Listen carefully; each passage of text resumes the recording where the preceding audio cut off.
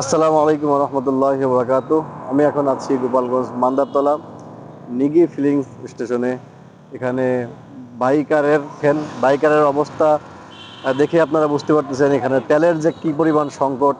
সীমিত আকারে তেল দিচ্ছে, এখানে তেল সীমিত আকারে তেল দেওয়ার কারণে বাইকারের অবস্থা কিছুক্ষণ যাওয়ার পরে তাদের তেল ফুরিয়ে যাচ্ছে এখন, এবং প্রত্যেকটা তেলের স্টেশনে তারা ভিড় জমতেছে।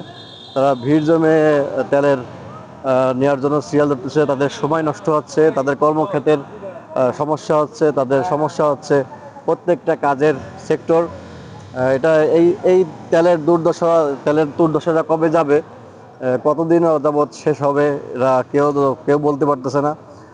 আমাদের আইনগতভাবে হোক, আমাদের মন্ত্রীরা হোক, তারা বলতেছে কোনো তেলের সমস্যা নেই।